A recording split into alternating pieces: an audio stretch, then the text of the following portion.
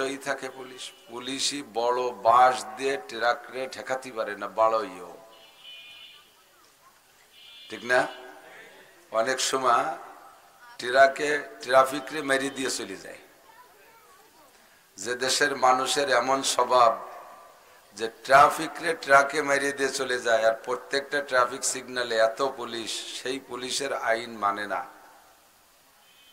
আর Saudi আরবে অন্যান্য দেশে একটা দাগ দিয়ে আছে ট্রাফিক সিগন্যালে, প্রেসিডেন্ট, রাজা বাদশাহ, স্বরাষ্ট্রমন্ত্রী, পুলিশের আইজি, সেনা প্রধানের গাড়িও যদি আসে, লাল বাতি জ্বলার সাথে সাথে, ও জায়গায় একজন পুলিশও নাই, লাল বাতি জ্বলার সাথে সাথে দাগের ওপাশে 1 ইঞ্চিও যাবে না।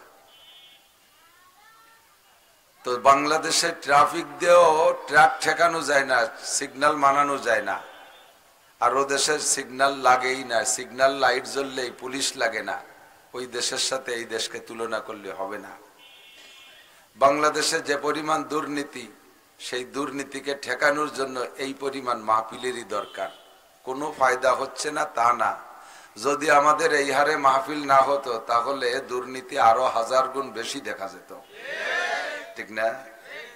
রাস্তাঘাটে যেভাবে চলতেছে, আমরা এত শক্ত কথা বলতেছি, জাহান্নামের ভয় দিচ্ছি, জান্নাতের লোভ দিচ্ছি, কবর আযাবের ভয় দেখাচ্ছি, মরণকালে কলেমা নসিব হবে না সে ভয় দেখাচ্ছি, জাহান্নামের হাজারো আইটেম আমরা এখানে শুনাই, এরপরও মানুষের ভিতরে পরিবর্তন আসতেছে না। তো পরিবর্তন একেবারে হচ্ছে না তা না, যে হারে দুর্নীতি হতো তার চেয়ে অনেকটাই কমই আছে।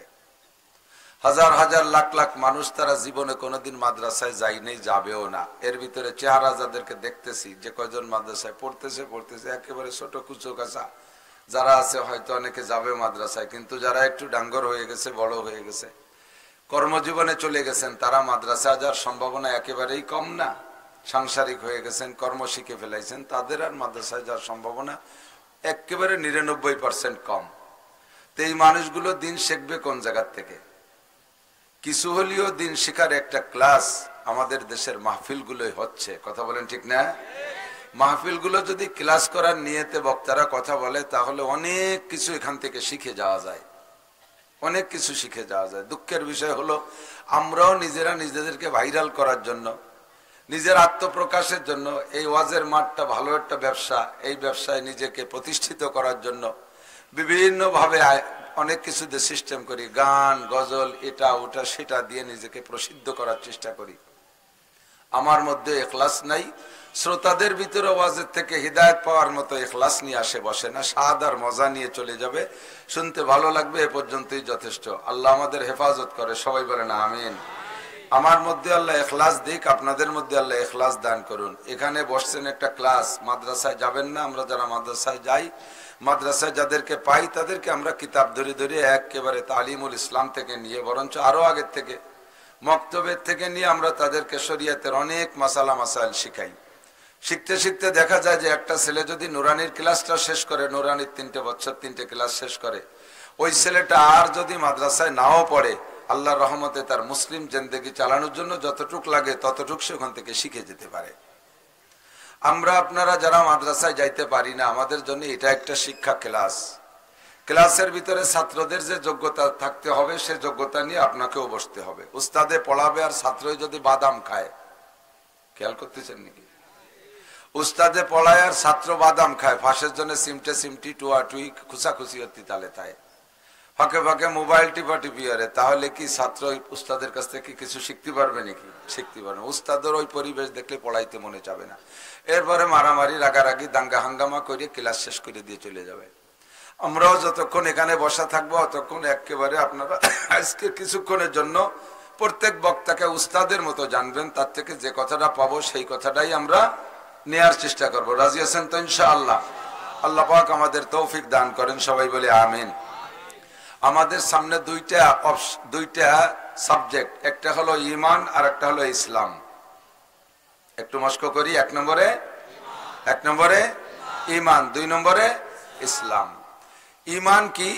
ঈমান হলো আল্লাহ পাকের প্রতি এবং 7টা বিষয়ের প্রতি, প্রথম ধাক্কায় 7টা বিষয়ের প্রতি পূর্ণ বিশ্বাসের নাম ঈমান। যেই 7টাকে আমরা ঈমানে মুফাসসালের মধ্যে পড়ে থাকি, জানেন তো সবাই? মানে মুফাসসাল, হ্যাঁ জানেন? আমি জিজ্ঞেস করবো নি একজন রে, এই পড়াইতে জিজ্ঞেস করি একজন রে, কারে ধরবো? ইমানে মুফাসসাল কারে ধরবো দেখি, কারে ধরবো? সবাই চিনতে পড়ে গেছে, আল্লাহ আমারে না কয়। বহুত জন আছে পারে না, আছে না নাই? ইমানে মুফাসসাল কারে কয় তাই জানে না, পারা তো দূরের কথা। তবে জীবনে একবার হলেও পড়তে হবে, বিশ্বাসের সাথে একবার হলেও পড়তে হবে। অন্তরে বিশ্বাস থাকলে তার নাম ঈমান না। ঈমান হাদিসের তাশরীহের ভিতরে আমরা পড়াই থাকি, ঈমান বলা হয় ইযআন বিল কলব ওয়া ইকরার বিল লিসান, সাথে কখনো বলা হয় আমল বিল আরকান। তিনটে জিনিসের সমন্বয় হলো ঈমান। কয়টা? একটু মস্ক করি, সবক এটা ক্লাস আমি বলছি আগেই ক্লাস, গতানুগতিক কাজ হবে না। মানতে রাজি আছেন তো ইনশাআল্লাহ? কয়টা জিনিসের নাম ঈমান? তিনটে জিনিসের সমন্বয়। এক নম্বরে অন্তরে গভীর বিশ্বাস, দুই নম্বরে ওই কথাটা জবানে স্বীকার করা, তিন নম্বরে আমার বিশ্বাস আর স্বীকারকে আমলের দ্বারা বাস্তবায়ন করা। এই তিনটের সমন্বয়ের নাম কি? ঈমান। বলেন তিনটের নাম কি? ঈমান। তাহলে আমি কিসের প্রতি বিশ্বাস আনবো এটাকে আগে আমাকে জানতে হবে। সেইটাকে আমি অন্তরে বিশ্বাস করব আর জবানে স্বীকার করব। এইটা শুধু অন্তরে বিশ্বাস থাকলে হবে না, এটা অন্তরে বিশ্বাস থাকলে হবে না, জবানও স্বীকার করতে হবে। কাজে আমরা জবানের স্বীকারটা আগে বলে এরপরে আমি আর তর্জমা বলি, আর সাথে সাথে আমরা বিশ্বাস স্থাপন করি। রাজি আছি তো ইনশাআল্লাহ? বলেন আমানতু বিল্লাহি, বলে না সবাই? আমানতু বিল্লাহি ওয়া মালাইকাতিহি ওয়া কুতুবিহি। অনেকে কয় অকুতুবিহি, হবে না, কুতুবিহি। ওয়া কুতুবিহি, তারে টান দেবেন না, তু কয়ে টান দেবেন না। ওয়া কুতুবিহি ওয়া রুসুলিহি। আমানতু বিল্লাহি ওয়া মালাইকাতিহি ওয়া কুতুবিহি ওয়া রুসুলিহি ওয়াল ইয়াউমিল আখিরি ওয়াল কদরি খায়রিহি ওয়া শাররিহি মিনাল্লাহি তাআলা ওয়াল বাসি বাদাল মাউত। সাতটা বিষয় হলো, এক নম্বরে আমি আল্লাহর কাছে স্বীকার করিলাম, অন্তরে বিশ্বাস করি। আমানতু বিল্লাহ, আমি আল্লাহর পর বিশ্বাস রাখি। আল্লাহ আছে না নাই? আছে, আল্লাহ আছে। আমানতু বিল্লাহ ওয়া মালাইকাতিহি, এবং আল্লাহর আরেকটা সৃষ্টি আছে ফেরেশতা, ফেরেশতাদের প্রতি আমি বিশ্বাস রাখি, ফেরেশতা আছে।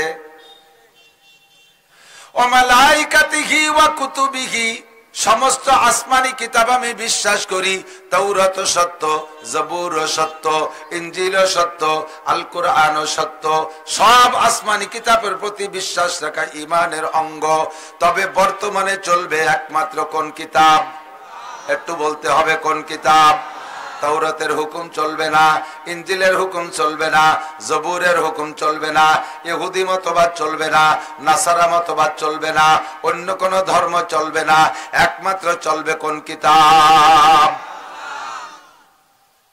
ওয়া রুসুলিহি, সব নবী রাসূলকে মানি। আদম আলাইহিস সালাম থেকে নিয়ে ঈসা আলাইহিস সালাতু ওয়াস সালাম পর্যন্ত 2.5-3 লক্ষ নবী রাসূল যারাই চলে গেছে সকলের প্রতি আমি বিশ্বাস রাখি, সব সত্য নবী রাসূল। তবে শেষকালে চলবে কয়জন? জোর হলো না? এক নবী চলবে, তার নাম কি? মুহাম্মাদুর রাসূলুল্লাহ সাল্লাল্লাহু আলাইহি ওয়াসাল্লাম। আমার নবীর পরে আর কোন নবী আসবে? এই একই সাথে কি আর 2-3 জন লাগবে? আর কোন নবী আসবে না, আর কোন নবী লাগবেও না। আমার নবীকে আল্লাহ পাক এমন ইলম দিয়ে দুনিয়ায় পাঠিয়েছেন, নবী বলেন উতিতু ইলমাল আউয়ালিন ওয়াল আখিরিন, আমাকে আল্লাহ পাক আগেও পিছের সমস্ত ইলম দান করেছেন। বুইস্তু মুআল্লিমা, আমাকে আল্লাহ উস্তাদ হিসেবে পাঠিয়েছেন। ওমা বুইস্তু মুতাআল্লিমা, আমি ছাত্র হিসেবে দুনিয়ায় আসি নাই। দুনিয়ায় মানব কুলে আমার কোনো উস্তাদ নাই, আমার উস্তাদ কেউ নাই। কেউ বলতে পারবে না মুহাম্মদ আমার ছাত্র। তবে সারা দুনিয়ার সব পণ্ডিত যদি এক ক্লাসে বসে, যত জ্ঞানী গুণী বিজ্ঞানী বুদ্ধিজীবী আছে, সব যদি আইসা আমার ক্লাসে বসে, আমাকে একটা হরফও পড়াইতে পারবে না, আমি তাদের সকলকে পড়াই দিতে পারবো। যেহেতু আমার নবীর চাইতে বড় আলেম নাই, আসেও নাই আর আসবেও না, কাজেই দুনিয়া আর কোন নবীর প্রয়োজন।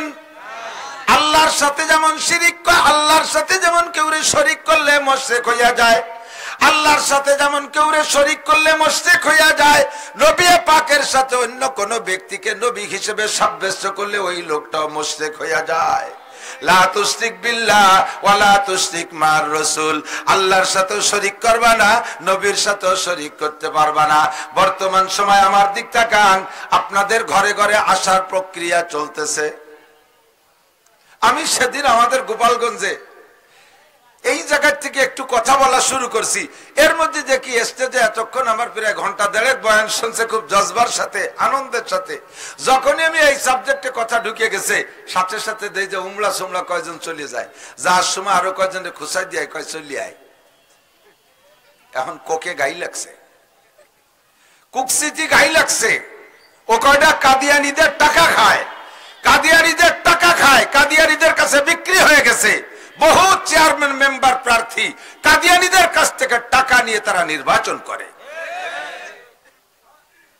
মুসলমান হইয়া মুসলমানের সাথে মসজিদে নামাজ পড়ো, ঈদগায় নামাজ পড়ো, এতদিন দাবি করছো মুসলমান, এখনো প্রকাশ করো মুসলমান, ভিতরে ভিতরে কাদিয়ানীদের মাল খাও। গোলাম আহমদ কাদিয়ানী কি নবী না কাফের? মস্ক করে রাখেন, নবী না কাফের? ও গোলাম আহমদ কাদিয়ানী ও ইসরায়েলি নেতানিয়াহুর একটা প্রোডাক্ট। সারা দুনিয়ার মুসলমানদেরকে বেঈমান করার জন্য যত অপকৌশল আছে, যত ষড়যন্ত্র আছে, সমস্ত ষড়যন্ত্রের গুরু হলো ওই নেতানিয়াহু। নেতানিয়াহু মানে নেতা ওয়ানেহা, নেতানিয়াহু না নেতা ওয়ানেহা। এ ওয়ানেহা নেতা সারা দুনিয়ার ভিতরে জ্বালাই খাচ্ছে। মাত্র ওর দলে, ওর গোষ্ঠীতে, ইহুদি বংশে সারা বিশ্ব জুড়ে মানুষের সংখ্যা মাত্র 1.5 কোটি। যে জায়গা গোটা দুনিয়ায় 800 কোটি মানুষ, 800 কোটি মানুষের মধ্যে 1.5 কোটি কোন ক্লাসে পড়ে কোন দি? অত ওয়াতারি অনো হিসেবে আসে না। এই 1.5 কোটি মানুষ সারা দুনিয়ায় জ্বালাই খাচ্ছে। ভারতের ভিতরে পয়দা করছে গোলাম আহমদ কাদিয়ানী রে, আবার আমাদের মধ্যে আমাদের রূপরেখা দিয়া, আমাদের সুরতের ভিতরে রাইখা, আমাদের তালে তালে তালে আছে এমন ব্যক্তিদেরকে মাল খাওয়াইয়া আমাদের ধর্মের মধ্যে বিভক্তি সৃষ্টি করে দিচ্ছে। দাওয়াত ও তাবলীগের ভিতরে, দাওয়াত ও তাবলীগের ভিতরে ফিতনা সৃষ্টি করেছে। এটা ওই নেতা ওয়ানেহা। ওয়া রুসুলিহি, সব নবী রাসূলকে বিশ্বাস করি। কথা বলেন, ঈসা নবী সত্য না মিথ্যা? মুসা নবী সত্য না মিথ্যা? দাউদ আলাইহিস সালাম সত্য না মিথ্যা?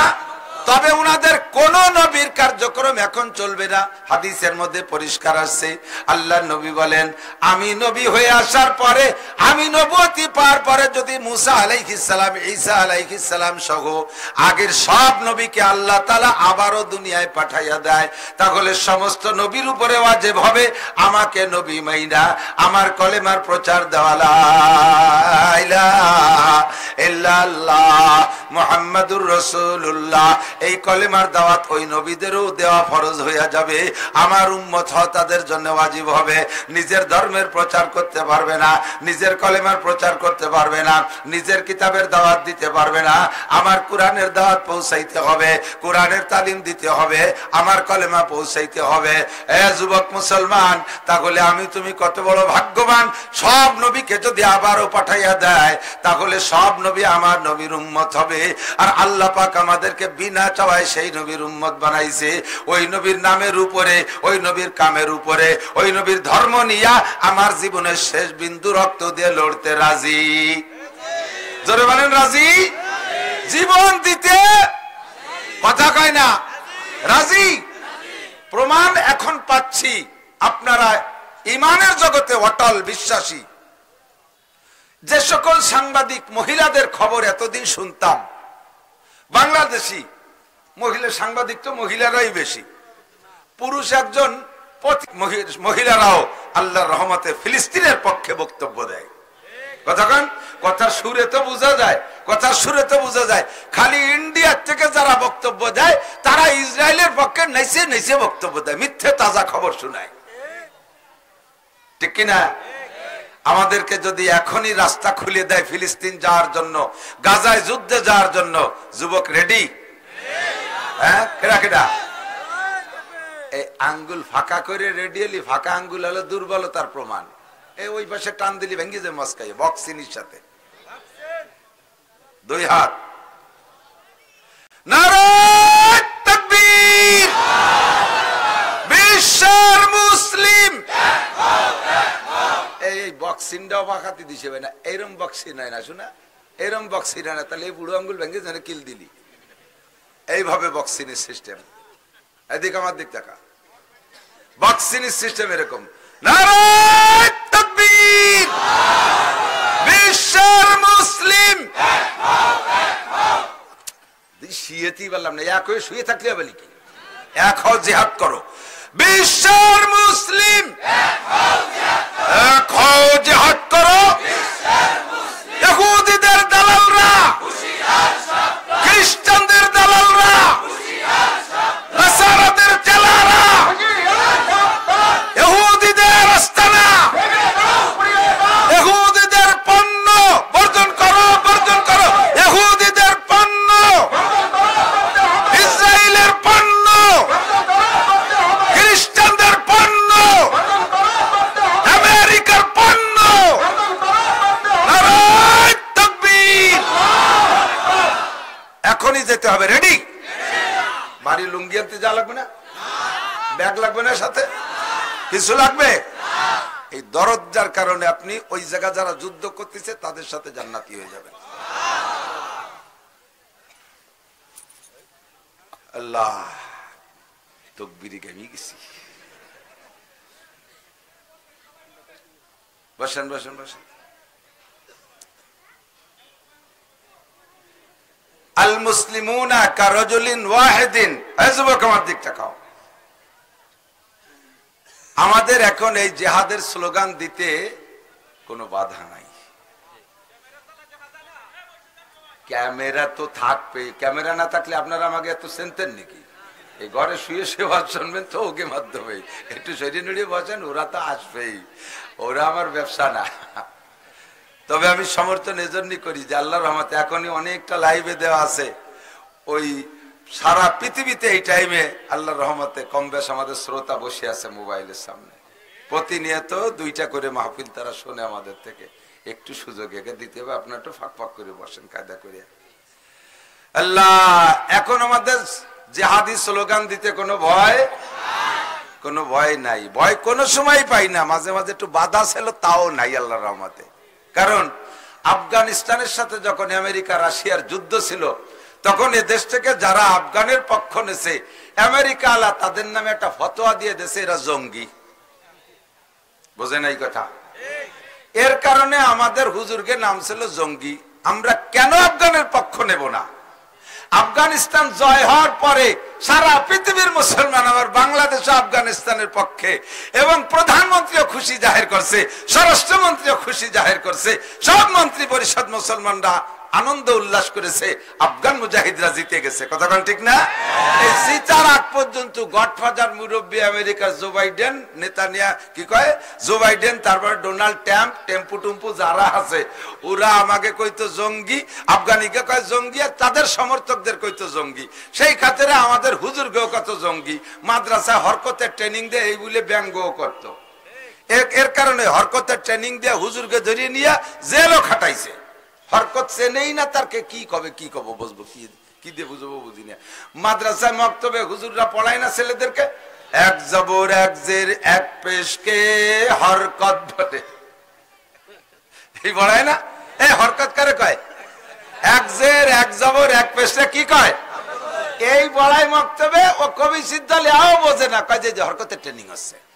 আসলে তো হরকতের ট্রেনিং হচ্ছে, না পড়ালি এ ট্রেনিং না দিলি কোরআন শরীফ পড়াবো কি দিয়া? এইভাবে ধীরে ধীরে বহুত মৌলবীরা জেল কাটাইছে। আমরা ছিলাম জঙ্গি, আপনারা ছিলেন যারা আফগানের পক্ষে তারা ছিলেন জঙ্গি।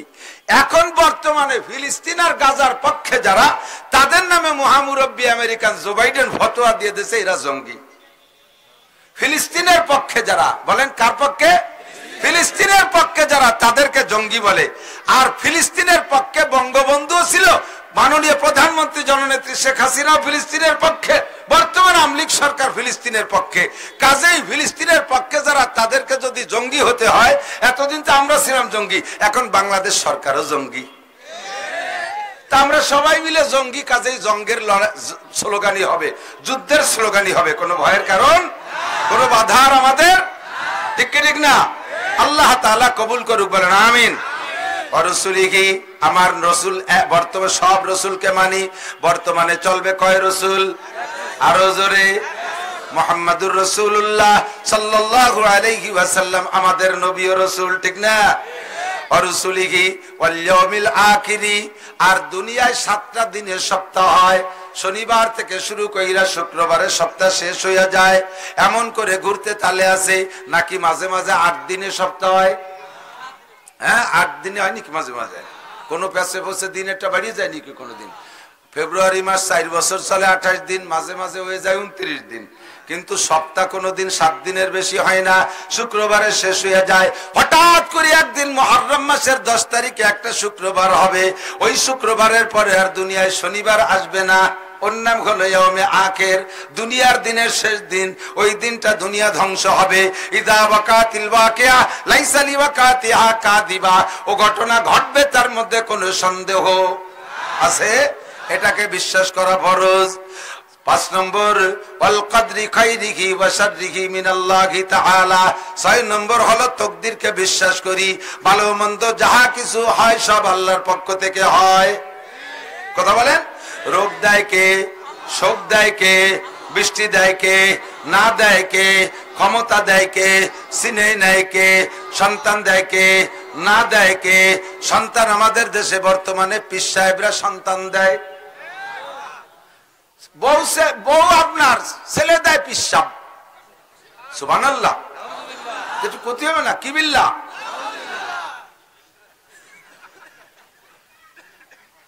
আস্তাগফিরুল্লাহ। সম্পদ দেয় পীর সাহেব, পীরের কাছে মুরিদ হলে ধনী হওয়া যায়। সুবহানাল্লাহ না? একটু ক্ষতি হবে এগুলো।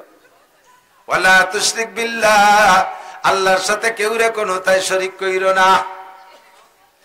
আমার মজলিসে আমি যদি আনসানাখানি করি, দুরুদ ও তাসবিহ পড়ি, আমার ওই মিলাদ মাহফিলে আমার পীর বাবা হাজির হয়ে যায়। বলতে বলতে আরো কিছু বলে, এমনকি নবী পাকও বলে হাজির হয়। এগুলো সব শিরকি আকীদা, ওর থেকে ফিরে আসতে হবে। আমার নবী রওজায় শুয়ে আছে, ইন্না লিল্লাহি মালাইকাতান সায়াহিনা ফিল আরদ ইউবাল্লিগুনিস সালামা মিন উম্মতি। নবীকে মান সাল্লা আলাইয়া ইনদা কবরি সামিতুহু ওয়া মান সাল্লা আলাইয়া নায়ান উবলিগতুহু। যদি কেউ আমার রওজার কাছে এসে সালাম দেয়, ওইটা আমি শুনি আর আমি তারে জবাব দেই। তুমি বান্দা জবাব শুনলেও শুনতে পারো, না শুনলে না শুনতে পারো। সবার কান্দে সবকিছু শোনা যায় না। কথা কোন ঠিক না? আল্লাহু আকবার। নবীকে আমার রওজার কাছে এসে সালাম দিলে আমি শুনি এবং জবাব দেই। তোমার যদি কান থাকে তাহলে তুমি শুনবা, না থাকলে তুমি শুনবা না। ওমান সাল্লাল্লাহু আলাইহি নায়ান, যদি কেউ দূর থেকে সালাম দেয় ওইটা আমি শুনি না। উবলিগতুহু, ওই দুরুদ আমার কাছে পৌঁছে দেওয়া হয়। নবী বললেন মাইয়ুব, সাহাবায়ে কেরাম বললেন মাইয়ুবলিগুকা সালাম ইয়া রাসূলুল্লাহ। ওগো আল্লাহর নবী, আপনার কাছে দুরুদ ও সালাম কে পৌঁছাইয়া দেয়? হুজুর কা ইন্না লিল্লাহি মালাইকাতান সায়াহিনা ফিল আরদ। আল্লাহ তাআলা কোটি কোটি পর্যটক ফেরেশতা তৈরি করে রেখেছে। ওদের আর কোনো দায়িত্ব না, ওদের আর কোনো দায়িত্ব না। শুধুমাত্র আমার উম্মত যে যেখান থেকে দুরুদ ও সালাম পড়ে, ওইটা ঠিকানা সহ, ওর নাম সহ, স্থান সহ, টাইম সহ আমার কাছে ওই ফেরেশতারা দুরুদ ও সালাম পৌঁছাইয়া দেয়। কাজী বন্ধু, আমার নবীর দুরুদ কালেকশন করতে আমাদের মিলাদ মাহফিলে আসা লাগে? জোরে কোন লাগে? যদি বলেন লাগে, তাহলে আপনি মুশরিক হয়ে যাবেন। একই টাইমে সব জায়গায় বিরাজমান উপস্থিত থাকার ক্ষমতা একমাত্র আল্লাহর, আর কাহারও, আর কাহারও, ফেরেশতারও না, জিবরাইল মিকাইলেরও না, একমাত্র ক্ষমতা আমার আল্লাহর। কাজেই নবীকে ও জায়গায় নিলে আপনি মুশরিক হয়ে যাবেন। লা তুশরিক বিল্লাহ, আল্লাহর সাথে কেউরে শিরিক করো না। ইন্নাশ শিরকা লা যুলমুন আযীম। আরে নবী তো দূরের কথা, আমার পীর বাবাও বলে হাজির হয়। এসব ব্যাপারে নিজেকে হেফাজত করবেন। ওয়াল কদরি খাইরিহি ওয়া শাররিহি মিনাল্লাহি তাআলা ওয়াল বাসি বাদাল মাউত। 7 নম্বর ডায়ামাতিক যুবকরা মনে রাখো 7 নম্বর মনে আছে নাকি? পড়তেছি কিন্তু ঈমান, ঈমান কি পড়তেছি? ঈমানের তরজমা ওয়াল বাসি বাদাল মাউত, মরার পরে আবার উঠতে হবে। কথা কয় না? কিয়ামতে উঠতে হবে কি হবে না? উঠা লাগবে। কয় মাটির তলে মাটি হয়ে যাব, কিভাবে উঠবে? আল্লাহু আকবার। আমরা প্রত্যেকদিন একবার মরি আর জিন্দা হই, প্রত্যেকদিন একবার মরি আর বাঁচি। কতক্ষণ? রাতে ঘুমের সময় কি দোয়া পড়েন? আল্লাহুম্মা ইন্নী আউযু বিকা মিনাল খুবুসি ওয়াল খাবায়েস। ঘুমের দোয়া এটা না? গুফরানাকা আলহামদুলিল্লাহিল্লাযী, কোন দোয়া? আল্লাহুম্মা বিসমিকা আমুতু, এটা কয় না রে আল্লাহ। কই যে ও বলি রে, তো গান শুনতে শুনতে ঘুমাইতা বুড়ি লাভ কি? মমতাজের গান, মনির খানের গান কানের মধ্যে খিল লাগাইতে ঘুমাইস না, মরণটা হয়ে যাবে ওই কায়দার মরণ। ঘুমের সময় দোয়া পড়বেন আল্লাহুম্মা বিসমিকা আমুতু ওয়া আহইয়া, তোমার নামে মরিতেছি হে আল্লাহ। আল্লাহুম্মা মানে হে আল্লাহ, আয় আল্লাহ তোমার নামে মরিতেছি, ওয়া আহইয়া তোমার নামে জিন্দা হব। কতক্ষণ? মরিও আল্লাহর নামে, বাঁচিও আল্লাহর নামে। ঠিক কি ঠিক না? তাহলে আমি ঘুমের সময় যে দোয়া পড়ি, ওই দোয়াটা কি ঘুমের দোয়া? আসলে যদি ঘুমের দোয়া হইতো তাহলে কি পড়তেন? আল্লাহুম্মা ইন্নী আনুমু ওয়া আস্তাইকিযা, তোমার নামে ঘুমাইতেছি, তোমার নামে সজাগ হব। তা বলি না, বলি তোমার নামে মরিতেছি, তোমার নামে সজাগ হব, জীবিত হব। কতক্ষণ? তাহলে প্রত্যেক দিনের ঘুমটা হলো দৈনন্দিন মরণ। আবার ঘুম থেকে উঠে কোন দোয়া পড়েন জানেন? আলহামদুলিল্লাহিল্লাযী আহইয়ানা বাদামা আমাতানা ওয়া ইলাইহিন নুশুর। সব প্রশংসা কার? কেন? কে? ওই আল্লাহ তাআলা আমারে কিছুক্ষণ মেরে রেখে বাঁচাই দিয়েছে। ইচ্ছা করলে ওই মরণে স্থায়ী মরণ দিয়ে দিতে পারতেন। আপনাদের আমাদের সকলেরই জানা আছে, জীবনে 2-4টা অ্যাক্সিডেন্ট অবশ্যই শুনে থাকবেন। অমুক যে ঘুম হইছে আর ওঠে নাই, ওই একে ঘুমে তার মরণ, এমন খবর 2-1টা আছে না নাই? আমিও প্রত্যেকদিন মারা যাই, আমি ওই ঘুমের মধ্যে স্থায়ী মরণ হয়ে যেতে পারতো। আমার আল্লাহ আমারে মেরে রাখে নাই, আমার আল্লাহ আমার সকালবেলা আবার সজাগ করে দিয়েছে, বাঁচাই দিয়েছে। এই জন্য প্রশংসা কার? ঘুম থেকে সজাগ আমারে মা করছে না আল্লাহ করছে? ঘুম থেকে ও সজাগ আমারে উস্তাদ করছে না আল্লাহ করেছে?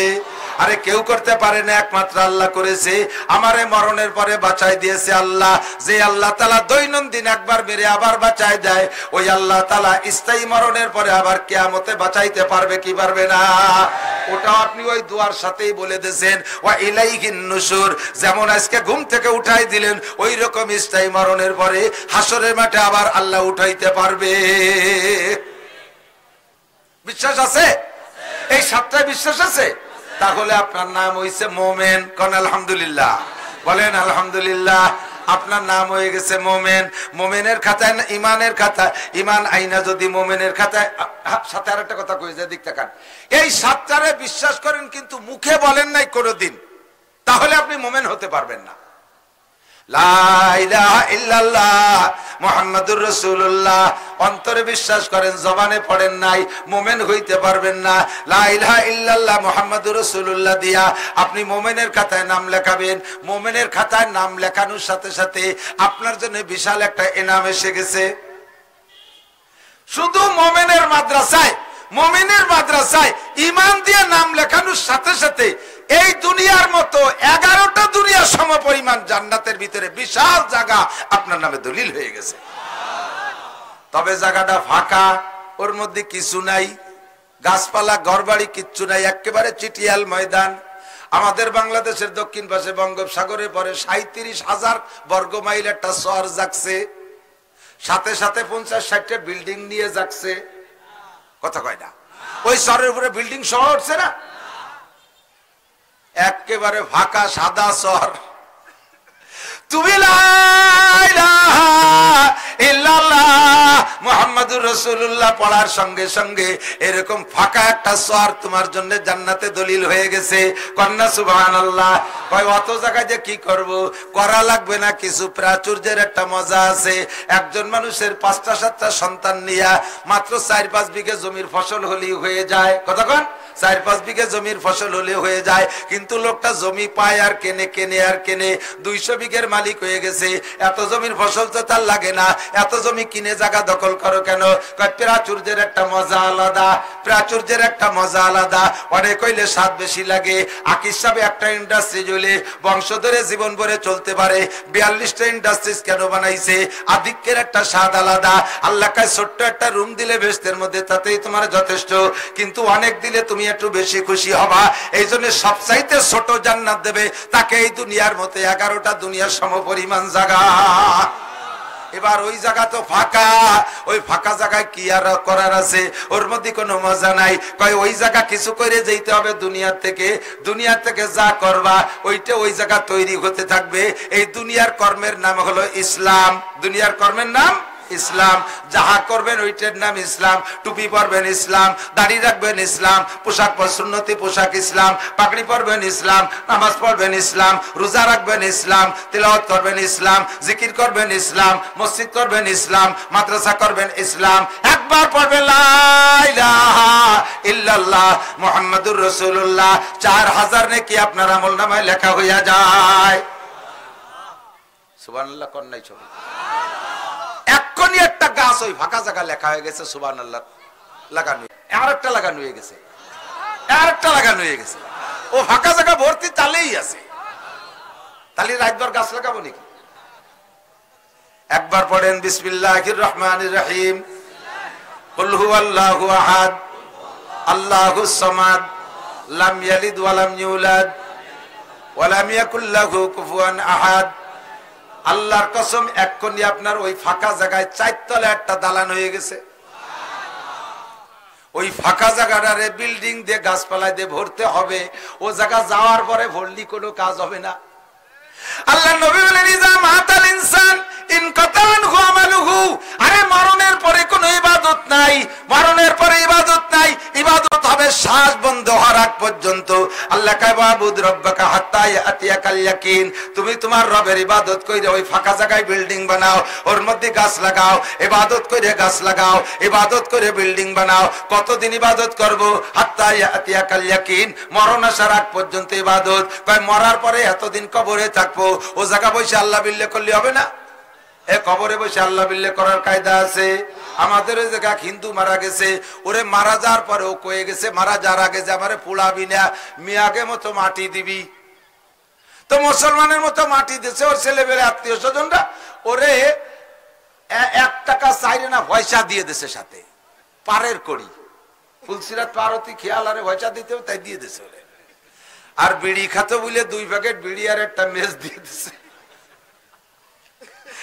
বিড়ি আর মেজ কয়দিন চলবে? লম্বা টাইম কি করবে কবরে শুয়ে শুয়ে? এই জন্য 2 বান্ডিল তাস দিয়ে দিছে। বুঝে বুঝে তাস খেলিস। কবরে কি বিড়ি খাওয়া চলবে?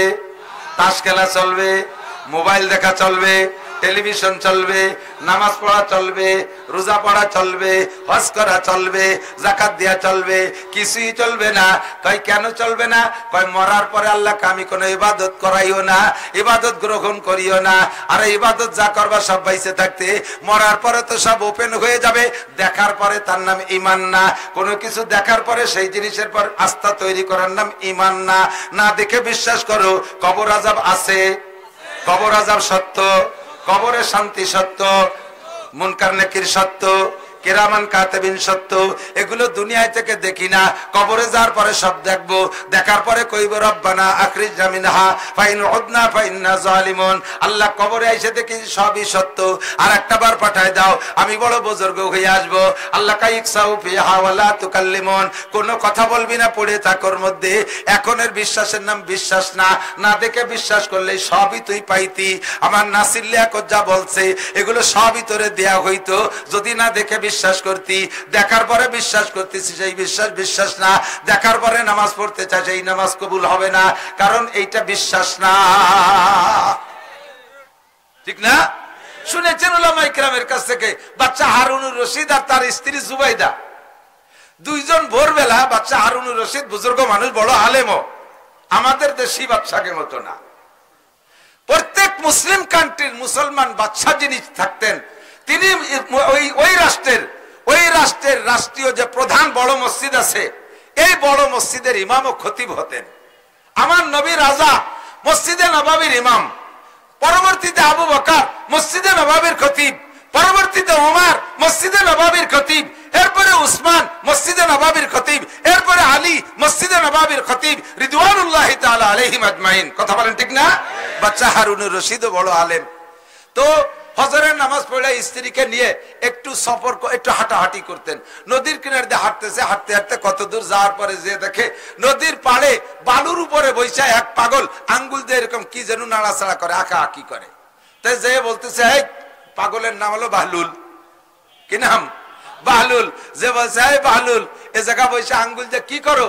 তো বাহলুল কইতেছে যে আমি জান্নাতের বালাখানা তৈরি করতেছি।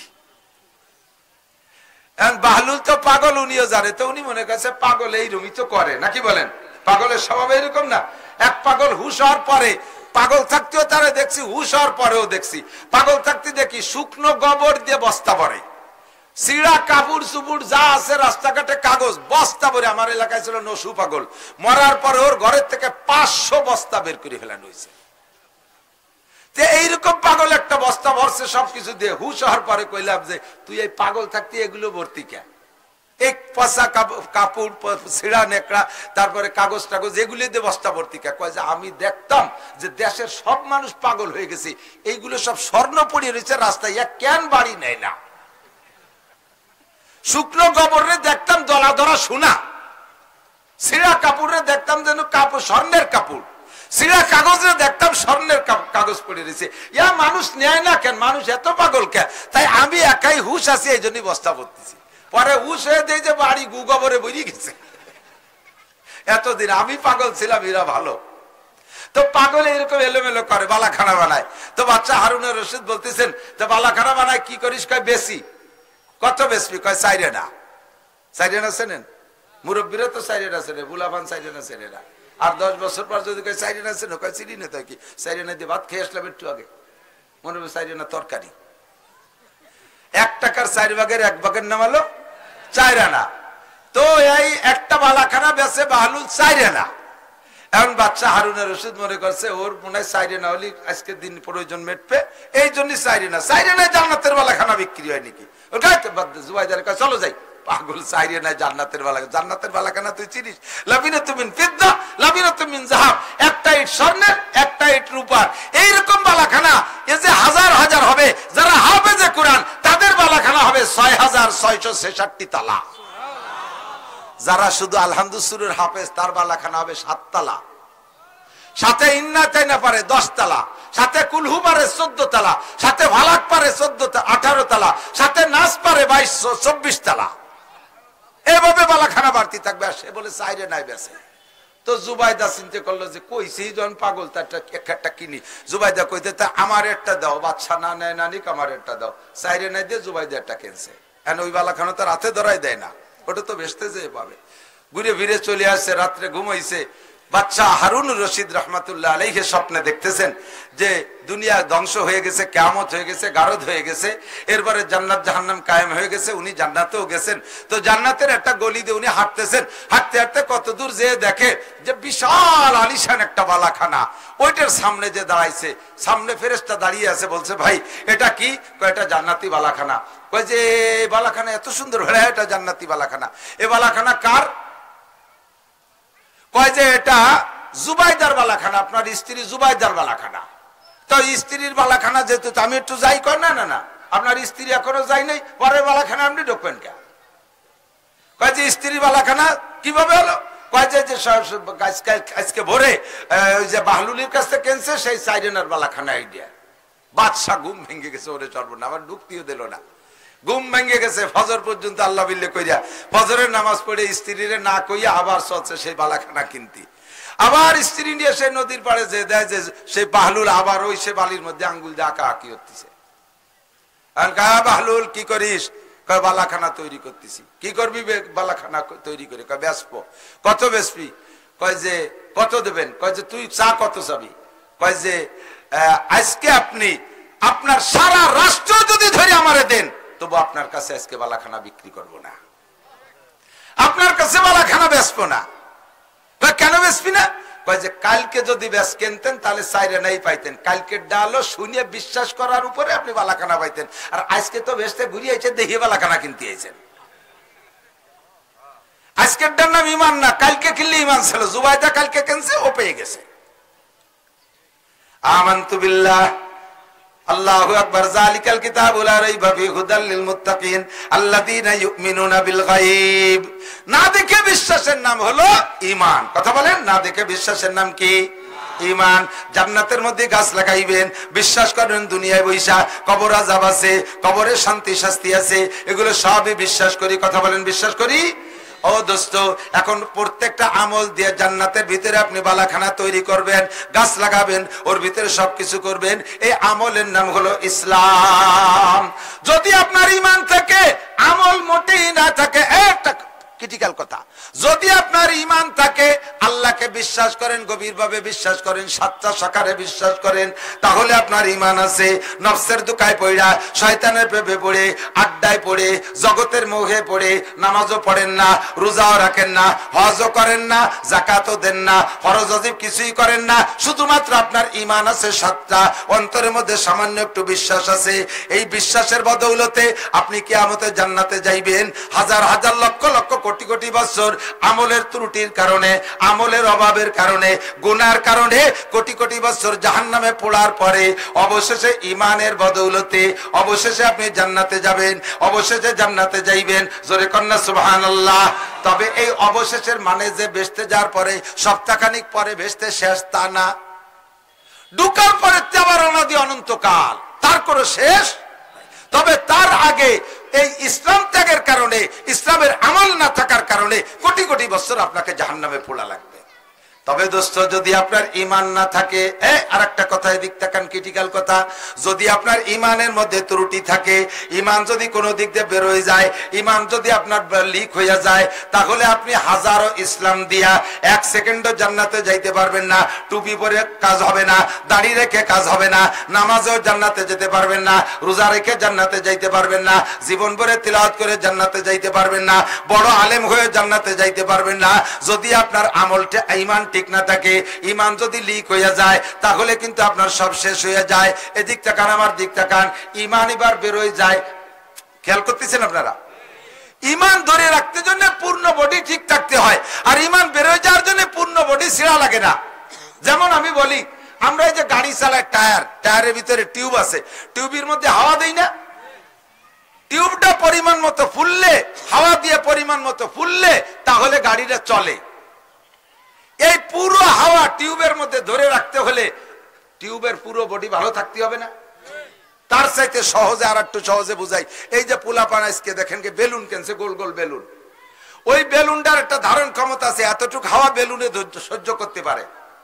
ততটুক হাওয়া দিলে বেলুনটা পুরো ফুলে গোল হয়, ঠিক না? পুরো ফুলে গোল হয়। যদি হাওয়া কম থাকে, দেখবেন মুখের কাছে এরকম চিকুন থাকে, সেইটুক দিলে পুরোটা ফুলে গোল হয়। এবার এই বেলুনটারে পুরো ফুলে রাখতে ভিতরে সম্পূর্ণ হাওয়া থাকতে হবে না?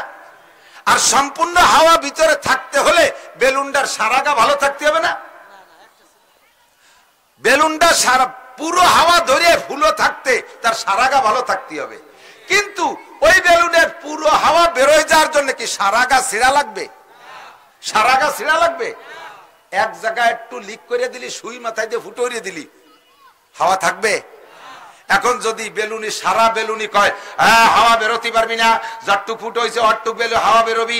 আমরা মেসাক করলে দাঁত পরিষ্কার হয়, বেরাস করলে শুধু দাঁত পরিষ্কার হবে, 100 শহীদের সওয়াব পাবেন না। মেসাক করলে দাঁতও পরিষ্কার হবে, 100 শহীদের সওয়াব পাইবেন। ও বন্ধুরে, আপনি পোশাক পরবেন, বাম হাত আগে ঢুকাইবেন জামার মধ্যে, পরে ডান হাত ঢুকাই বুতাম আটকাবেন। জামা পরা হবে কিন্তু নেকি হবে না। ডান হাত আগে ঢুকাইয়া বাম হাত পরে ঢুকাই বুতাম আটকাবেন। আপনার পরা হবে, সুন্নত হবে, 100 শহীদের সওয়াব পাইবেন। জুতার মধ্যে ডান পা আগে ঢুকাইয়া বাম পা পরে ঢুকাবেন, পরাও হবে, 100 শহীদের সওয়াব পাইবেন। বাম পা আগে ঢুকাইয়া ডান পা পরে ঢুকাবেন, পরা হবে, কোনো নেকি হবে না, সুন্নত হবে না। কথা বলেন ঠিক ঠিক না? আমি যাহা করিব প্রত্যেকটা কাজ, দৈনন্দিন কাজকে আমি ইবাদত বানাবো, এই ব্যবস্থা আমার নবী রেখেছেন, এই ব্যবস্থা আমার নবী রেখেছেন। কাজেই মাসালাগুলো সুন্দর করে শিখবো। একটা মাসালা শুনলেই আপনি 60 বছর নফল নামাজ নামাজও নফল রোজার সওয়াব পাইবেন, আর আপনাকে আমল করলে তো আলাদা সওয়াব দেয়া হবে। আল্লাহ পাক রব্বুল আলামিন সিস্টেম রেখেছেন, মান কানা ইউরিদু হারসাল আখিরা, আমার দিক, মান কানা ইউরিদু হারসাল আখিরা নাজিদ লাহু ফি হারসিহি ওয়া মান কানা ইউরিদু হারসাদ দুনিয়া নুতিহি মিনহা ওয়া মা লাহু ফিল আখিরাতি মিন নাসিব। যদি কোনো ব্যক্তি আখিরাতের ক্ষেত চাষ করে, ইউরিদু হারসাল আখিরা, হারস মানে হেরাসত মানে চাষবাস করা, যদি কেউ আখিরাতের ক্ষেত চাষ করতে চায়, আল্লাহ কয় নাজিদ লাহু ফি হারসিহি, তারে বাড়ায় দেব প্রচুর, অসংখ্য বাড়ায় দেব। চাষ করবি অল্প, ফসল পাবি বেশি। আখিরাতের ক্ষেত কোন জায়গা? কুশলিশ্বরে, পার কুশলি, ওই কুশলি, বন্নি কুশলি। আখিরাতের ক্ষেত কোন জায়গা? আখিরাতের ক্ষেত সব জায়গা। আখিরাতের ক্ষেত বসে আছেন এই জায়গা, আখিরাতের ক্ষেত আছে না নাই? আপনি সুন্নত তরিকায় আত্তাহিয়াতুস সূরাতে শুরুতে বসছেন, শুরুতে আত্তাহিয়াতুস সূরাতে বসছেন, আখিরাতের ক্ষেত চাষ শুরু হয়ে গেছে। বসার সময় প্রথমে বিসমিল্লাহ বিসমিল্লাহ কই আত্তাহিয়াতুস সূরাতে বসছেন, এরপরে নড়াচড়া করে যেমন বসেন না কেন, পুরোটা বসা আপনার আখিরাতের ক্ষেত হবে। প্রত্যেক কাজের আল্লাহ পাক রব্বুল আলামিন শুরু আর শেষ দেখে। যার শুরু ভালো তার শেষ ভালো, কতক্ষণ? শুরু ভালো তার শেষ ভালো, শেষ ভালো তার সব ভালো। যার শুরু ভালো তার শেষ ভালো, শেষ ভালো তার সব ভালো। প্রত্যেক কাজের শুরু আর শেষটা দেখে আল্লাহ পাক। মাঝে প্রয়োজনের খাতিরে এলোমেলো হইলে ওটা আল্লাহ পাক সাইরা নেয়। এদিক খানা খাওয়ার সুন্নাত, বসার সুন্নাত 3 প্রকার। পোলাপানটা পড়তে জানেন না? বসার আদব কয় প্রকার? জোর হলো না? মশলাটা শিখে নেন, 100 কি কয় 60 বছর নফল নামাজ রোজার সব হয়ে যাক। বসার আদব কয় প্রকার?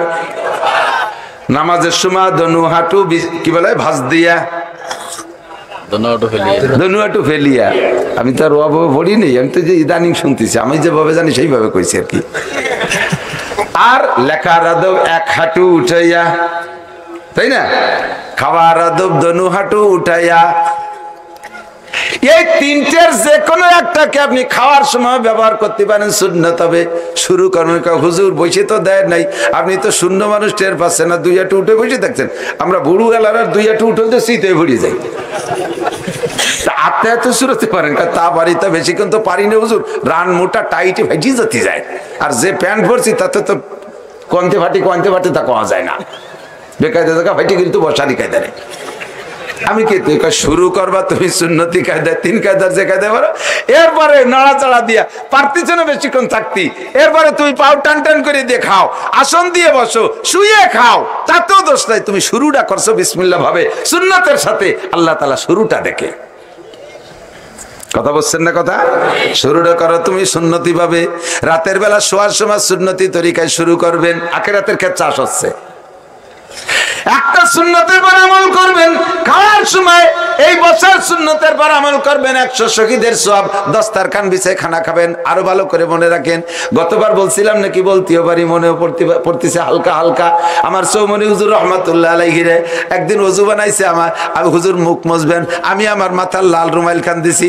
হুজুর কয় না, ওটা এ কাজের জন্য না, রুমাইল হলো শান শওকাতের পোশাক, মাথায় থাকবে, এটা ওযু মুছার জন্য না, গামছা দাও। আমি একটা দড়িতে একটা গামছা ঝুলানো ছিল, আর এক ছাত্র ভাই ওই যে টাইম দিয়ে দিছি, দেওয়ার সাথে সাথে কয় গামছাটা কার? আমি বললাম যে হুজুর এক ছাত্র ভাই। হুজুর বলেন তুমি তার কাছ থেকে না কই আনছো কে? कैसे मुत्तकीन अल्लाह वाला आदमी या गम सुदन दे मुल्क खुदा कर गिरे सदरे नशीन सच्चे गालो जाग जागन पुरकशीद इज्जते दाना गुजरतो नौबते ना दारसीद कब कहो मादर गुजरतो जाग जागन पुरकशीद जागा हा जागा गिरफ्तो बुलबुला हैरा परीद सोहबते आदिल गुजरतो दौरे बे आदिल रसीद ये सब बुजुर्गानी दिन चले गेছে আরে এখন হইছে তো আমরা খালি মাঠ গরম করা পার্টি, আর কেউ না, খালি আমি মাঠ গরম করা পার্টি, কাজের কেউ না। দস্তারখান দেওয়ার সময় হুজুর রে গামছা বিছিয়ে দিছে। হুজুর কয় গামছা কি দস্তারখানের জন্য? বেটা গামছা তো হাত মুখ মোছার জন্য। আমি এই গামছা সাথেই রাখি, কারণ সমস্যা 2-3 জায়গায় অ্যাক্সিডেন্ট হয়ে গেছে। হুজুর পরে হাত মুখ মুছতে গামছা একখান দিয়েছে, আমার আগে যেন কিডা মুইছে প্যান্ট ফেরাইয়া করে গাঢ় আর গিয়ে শিয়ের খানিক মা দিচ্ছে। অন্ধকারে আমি মুখ মুছতে গেছি, পুরো মুখ কিরিম হয়ে গেছে। সেই থেকে যে যা কোক আমার গামছা আমি সাথে রাখবো। ঢাকা রাজধানীর মাহফিল, চট্টগ্রামের বড় বড় মাহফিল, সব জায়গায় আমার গামছা গাড়ি তাই। আমার তো আমার প্রয়োজন, তুমি কি কি কবা তাতে আমার কি আসে যায়? এটা তার হারাম না, সগীরে কবিরে তো না, বরঞ্চ আমার ইবাদত। জায়গায় জায়নামাজ বানাতে পারি, কোন কোন জায়গা প্রয়োজন বিষয়ে জায়নামাজ বানাতে পারি না, ওযু মুছতে পারি।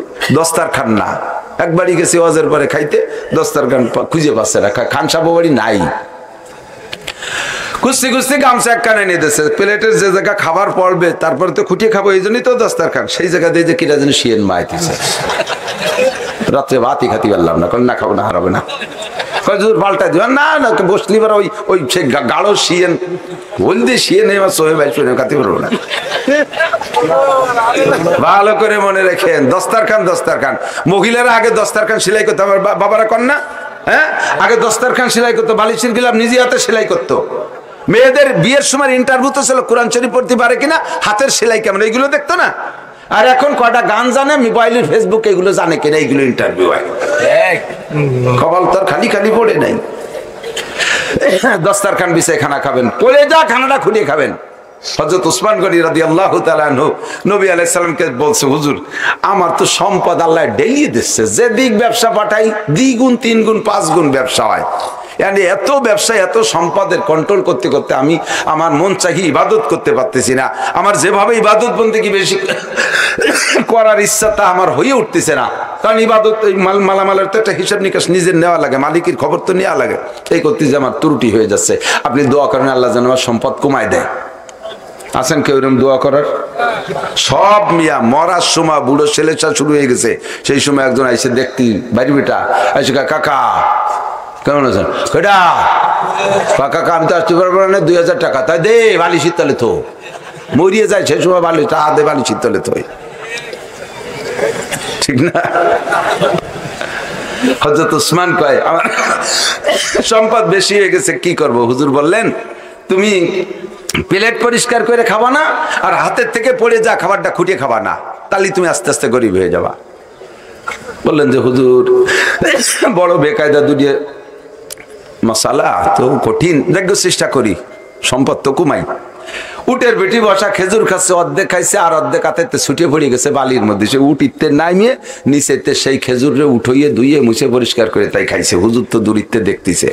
হুজুরকে তুমি গরিব বাবা, তোমার গরিবার কায়দা নাই, পড়ে যা খানা খুঁটিয়ে খাবেন, এর মধ্যে বরকত। ফাইন্নাকা লা তাদরি ফি আই লুকমাতিন বারাকা।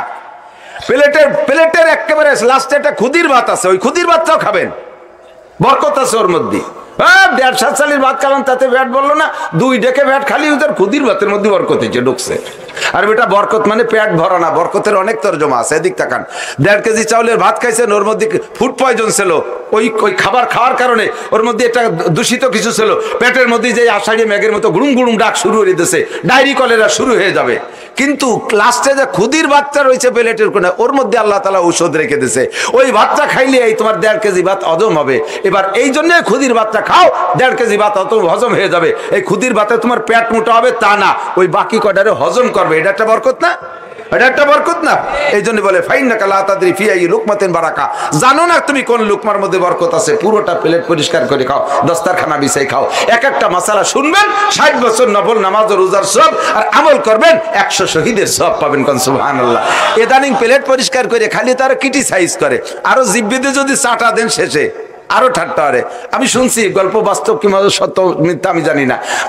বঙ্গবন্ধু শেখ মুজিবুর রহমান সাহেব প্রধানমন্ত্রী হওয়ার পরে জেনেভা কনভেনশনে গেছে, জাতিসংঘের মিটিং এ গেছে।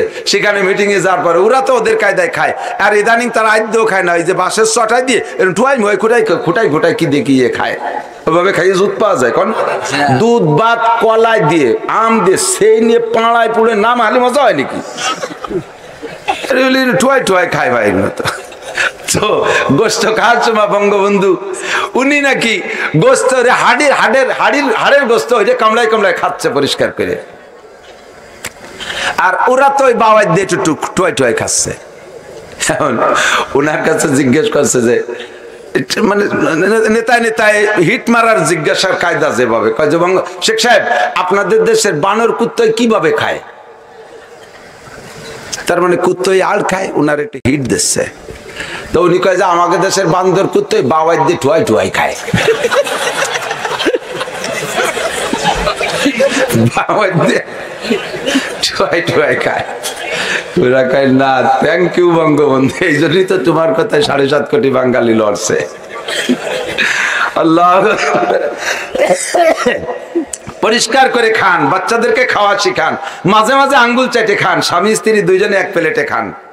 বুড়ো আইসে আমরা হুজুর তো আমাকে কাছে তাবিজ নিতে, আমি কিন্তু তাবিজের বিশ্বাসী না, তারপরে মনে হয় বড় হুজুর আজ করে তো তাবিজও মনে দেয়, প্রায় আসে, আগে খুব আসতো। না তোমার শাশির সাথে আমার বনতিছে না, আমার মোটে সহি দেখতে পারে না, এটা তাবিজ দাও। আমি বললাম চাচা তাবিজ তুবিজে কাজ হয় না, দুইজনে এক প্লেটে বসে ভাত খাবেন আর মাঝে মাঝে আঙ্গুল চাটবেন।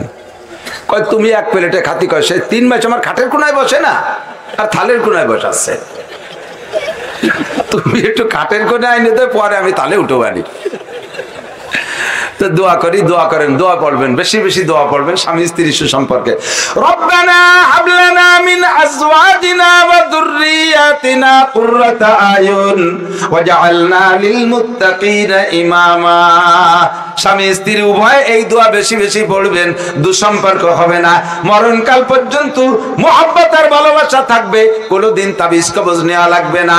এবার এই যৌবনের শুরু থেকে আমার যুবকরা মনে রাখ, বুড়োরা ফেল করছে করুক, তোরা মনে রাখ, এখন থেকে বিবাহের পরে স্বামী স্ত্রী যতদিন একসাথে খানা খাওয়ার চেষ্টা করবা, এক প্লেটে মাঝে মাঝে খাইবা, রেগুলার সম্পর্ক সম্ভব না হলেও মাঝে মাঝে এক প্লেটে খাবেন, আর দুইজন বারবার আঙ্গুল চাটবেন, বারবার আঙ্গুল চাটবেন, আর একসাথে প্লেটে খানা খাবেন। লাভ কি?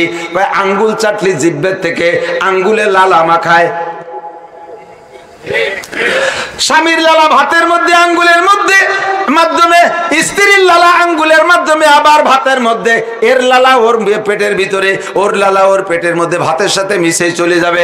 লাস্টে ডাল নেবেন খানিক আর ঘন ঘন আঙ্গুল চাটবেন, আল্লাহর রহমতের ডালের মূল কোয়ালিটি বাদ হয়ে একেবারে খাটা খাটা হয়ে যাবে, গোলা গোলা, একেবারে চুমুক দিয়ে দুইজনে ভাগ করে খাবেন। একজনের লালা আর একজনের পেটে গেলে মহাব্বত বাড়ে। সিদ্দিকা আয়েশা রাদিয়াল্লাহু তাআলা আনহা বলেন, মাতা রাসূলুল্লাহ সাল্লাল্লাহু আলাইহি ওয়াসাল্লাম ফি হিজরি, হুজুরের অন্যান্য স্ত্রীদের চাইতে আমার একটু গর্ব বেশি।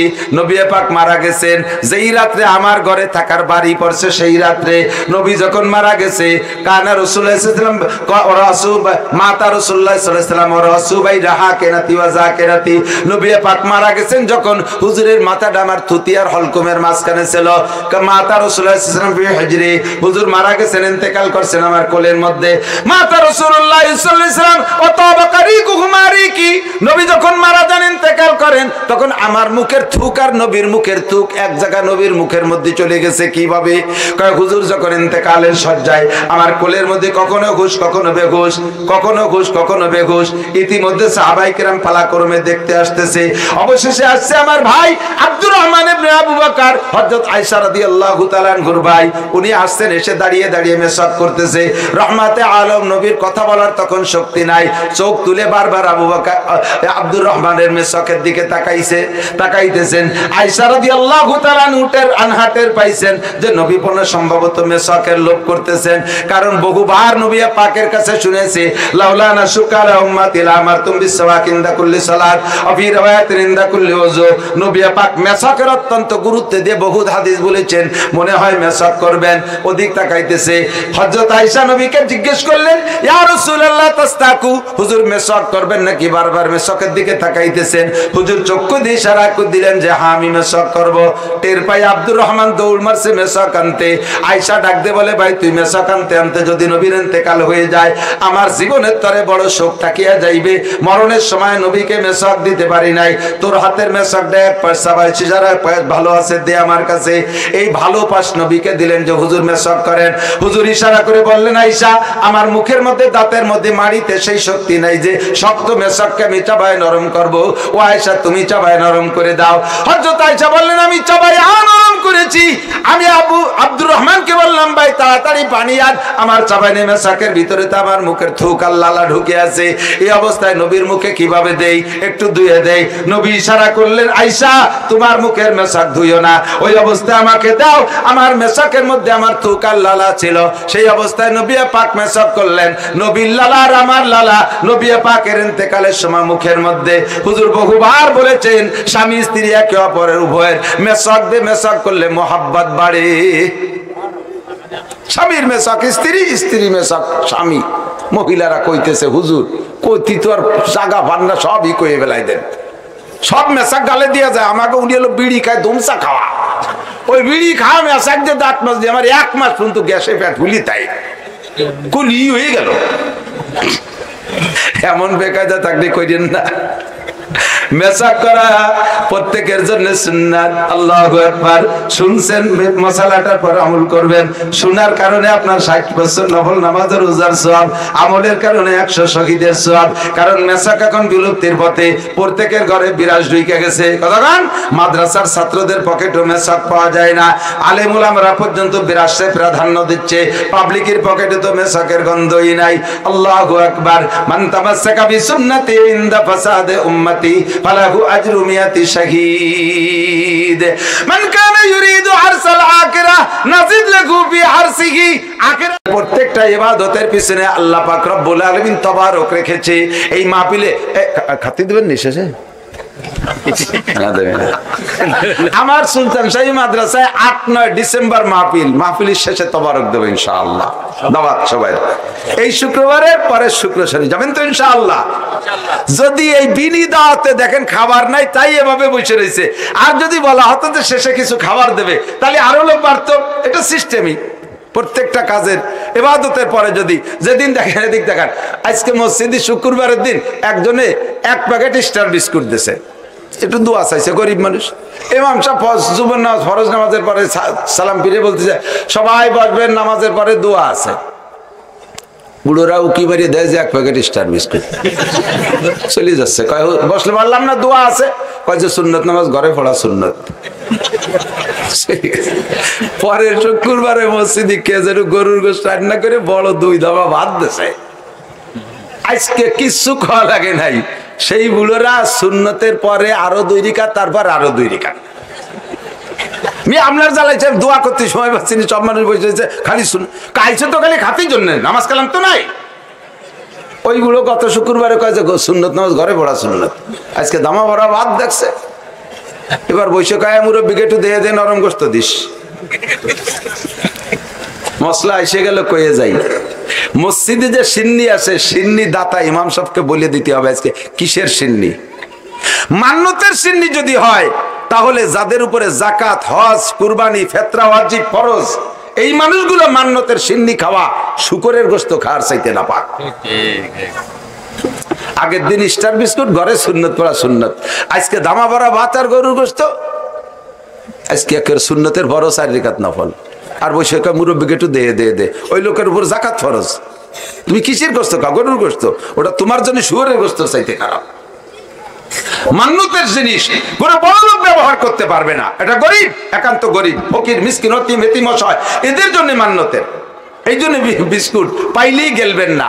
আর যারা পাবেন এই মান্নতেরটা গরিব মানুষ খেতে পারবেন। আর একটা কথা বলে দেয়, আরেকটা, এটা হলো চিকিৎসা বিদ্যার মধ্যে বলে দেই, হেকিমি মশালা। সেটা হলো এই মান্নতের গুলো গরিবরা খাবেন, তবে মোহাব্বত করিয়া আপনি বাপ মসজিদে যে মান্নতের সিন্নি পাইছেন, জিলাপি পাইছেন, যা পাইছেন, এটা মোহাব্বত করিয়া আবার ছেলে মেয়ের জন্য নিয়ে যাবেন না। লালটু বল্টু, জুয়েল টুয়েল, টুলু লুলু ওরা দাঁড়ায় রয়েছে, ডলি ফলিকের জন্য নিয়ে যাবেন না। ও খাওয়াইলে ওদের ব্রেন কমে যায়, ও খাওয়াইলে ব্রেন কমে যায়। আপনি বুড়ো মানুষ, আপনার ব্রেন দিতে দরকার নাই। আপনি ইরিদার লাগানো, তার কি ব্রেন লাগে? খাইয়ে খেয়ে নিজে চাষবাস করিয়ে বেড়ায়। ফুই বুনারে ওগুলো খাতি দেবেন না, অত ব্রেন কমে যায়। আর মান্নতের গুলো বড় লোকরা খাবেন না, হারাম, জায়েজ নাই। কথা কি বুঝে আসছে? আল্লাহু আকবার। মান কানা ইউরিদু হারসাল আখিরাহ নাজিদ লাহু ফি হারসিহি। আমল করবা কম, নেকি পাবা বেশি। নামাজ তো আমরা পড়ি, কিন্তু অল্প নামাজে বেশি নেকি কামাই করার দরকার আছে না নাই? 1 ওয়াক্ত নামাজ যদি জামাতের সাথে পড়েন, নামাজ কোন জায়গা পড়বেন? জোর হলো না, আরো জোরে, মুখে মুখে না সত্যি পড়বেন। মসজিদে যদি না পড়ে মুসলমান, মসজিদ কিন্তু হাতছাড়া হয়ে যাবে। মুসলমানরা মসজিদের উপরে তোদের আক্রমণ, মাদ্রাসার উপরে তোদের আক্রমণ। ইউরিদুনা লিইউতফিউ নূরাল্লাহি বিআফওয়াহিহিম আল্লাহু মুতিম্মু নূরিহি ওয়ালাউ কারিহাল কাফিরুন। ওই কাফেরের বাচ্চা ইহুদি, ইসরায়েল আর আমেরিকান জো বাইডেন, ওরা কি মসজিদ চেনে না নাকি? মসজিদের মিনার আছে, মসজিদ দেখলে চেনে তারা, এটা মসজিদ। মসজিদগুলোকে গুলো গুলো করে দেছে, মসজিদে ইবাদত বন্দেগি নাই। আল্লাহ নবী বলেন কিয়ামতের আগে মাসাজিদুহুম মুতাআমিরাতুন ওয়া হিয়া খারাবুন আনিল হুদা। কিয়ামতের যতগুলো আলামত আছে তার মধ্যে একটা আলামত হলো কিয়ামতের আগে মসজিদ বানাবে পাল্লা দিয়া। মোল্লাকে মসজিদ কি দিয়ে বানাইছে? ভাই আকিস কোম্পানি টাইলস দিয়ে। আমাদের মসজিদ হবে চাইনা টাইলস দিয়ে। আরে শিখদেরকে মসজিদ কি টাইলস দিয়ে? ওরা বানাইছে চাইনা টাইলস দিয়ে। আমরা বানাবো মার্বেল পাথর দিয়ে। ওদের মসজিদে কি আছে? ভাই বড় বড় ফ্যান আছে, আমরা দেবো এসি। পাল্লা চলবে মসজিদের কারুকার্য নিয়ে, কিন্তু ওয়াহিয়া খারাবুন আনিল হুদা, মসজিদে মুসল্লি নাই। আগে ছিল মসজিদ গুলো ছিল কাঁচা, মুসল্লি ছিল পাকা। এখন মসজিদ হয়ে যাচ্ছে পাকা, মুসল্লি একেবারেই কাঁচা। ডেভেলপ করা যায়, একদিক হচ্ছে আর এক জায়গায় আর একদিক আর এক রকম হচ্ছে। ছোটবেলায় দেখতাম, মুরব্বীরা সাক্ষী দেন, বাইরে বসে বসে গল্প, ঘরে বসে বসে গল্প করতেছে। এর মধ্যে যদিকের পায়খানা আছে, কি কতক্ষণ তো কইতে একটু বাইরে আসি, তোরা বয় আমি একটু বাইরে আসি। আর এখন উঠোনে বসে গল্প, আরে পায়খানা আসি, কয় তোরা বয় আমি একটু ঘরেতে আসি। সব পায়খানা ঘরে ঢুকে গেছে। আগে পায়খানা আগান বাগানে ছিল, এই জন্য বাইরে ঘরের তো বাইরে যেত। আরে এখন বাইরে হয়েছে পায়খানা আসলে ঘরেতে আসি। ডেভেলপ হয়েছে না, ভাষার তো পরিবর্তন হয়েছে। আগে যত আকতি, তারপরে যত জামা ভিত্তি, এরপরে যত ময়দানে, এরপরে যত টাট্টিতি, এরপরে যত পায়খানায়, তারপরে লেট্রিন, এরপরে টয়লেট, এরপরে বাথরুম, এরপরে ওয়াশরুম। আগে মুসল্লিরা বাড়ি বসে কাজ কাম করছে, খেত খামারে কাজ কাম করছে। মুসলমান আজান হওয়ার সাথে সাথে মসজিদের দিক চলে গেছে। আর এখন মসজিদের কোনায় চার দোকান, সকালের তো 1টা পর্যন্ত এই চার দোকানে বসে গল্প করে, আজান হওয়ার সাথে সাথে সব লেজ গোটায় বাড়ি চলে যায়। এর সব জায়গা উল্টো হয়ে গেছে। আগে পায়খানা আসলে ঘরেতে বাইরে যেত, এখন বাইরেতে ঘরে যায়।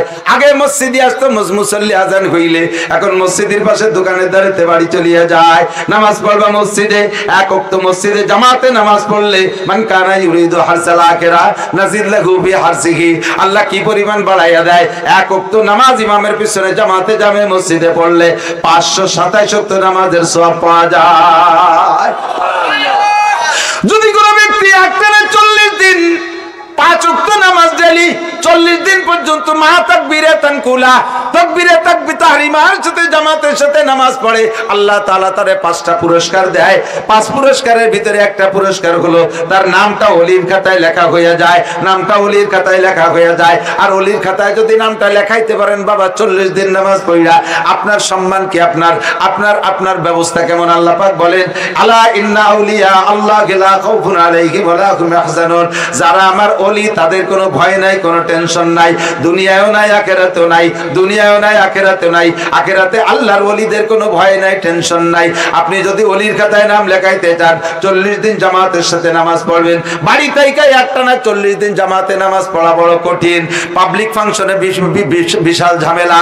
মাদ্রাসার ছাত্ররা হুজুররা ইচ্ছা করলে পারে, ইমাম সাহেব পারে, তাও ইমাম সাহেব একটানা 40 দিন কোনো না কোনো তো এলোমেলো হয়েই যায়। একটা জায়গা গেলে